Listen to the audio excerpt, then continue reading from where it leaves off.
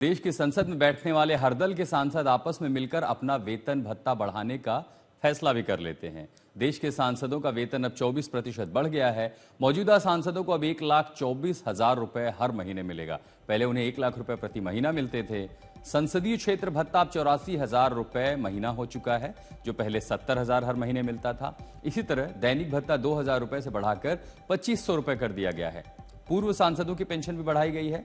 25,000 रुपए से प्रति महीने बढ़ाकर पूर्व माननीयों को अब 31,000 रुपए मिलेगा।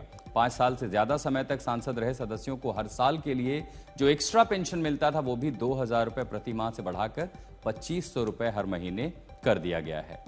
वहीं कर्नाटक सरकार में ही पिछले हफ्ते सीएम, मंत्री और विधायकों के वेतन में 100% बढ़ोतरी को मंजूरी दी है, जिसका खुलकर कहीं कोई विरोध होता दिखाई नहीं दे रहा है।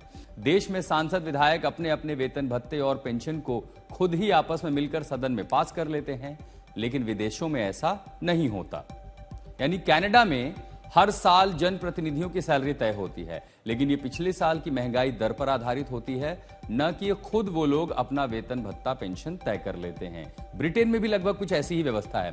ब्रिटेन में सांसद, ऑडिटर और पूर्व जज का एक आयोग होता है जो सैलरी में नेताओं के सालाना संशोधन करता है। ये संशोधन जनता की औसत इनकम के आधार पर किया जाता है। अब ऑस्ट्रेलिया की बात कर लेते हैं। वहां पर भी सरकार, इकोनॉमी, कानून, लोक प्रशासन के जो एक्सपर्ट हैं वो तय करते हैं। अर्थव्यवस्था, कानून और लोक एक्सपर्ट जो कमेटी होती है, वो कमेटी सालाना जनप्रतिनिधियों के वेतन भत्ते को तय करती है। न्यूजीलैंड में एक स्वतंत्र संस्था होती है जिसमें जज, सांसद और कुछ कानूनी संस्थाएं शामिल होती हैं। ये मिलकर नेताओं की सैलरी तय करती हैं। अब बात करते हैं फ्रांस की। फ्रांस में सबसे ज्यादा सैलरी वाले सिविल सेवक और सबसे कम सैलरी वाले सिविल सेवक की औसत से वेतन तय किया जाता है। और भारत में न सिर्फ नेता अपना वेतन तय खुद करते हैं, बल्कि उनका इनकम टैक्स भी कई राज्यों में सरकारी खजाने से भरा जाता है। तो ये सब सुविधाएं देश में माननीयों को हमारे मिलती हैं।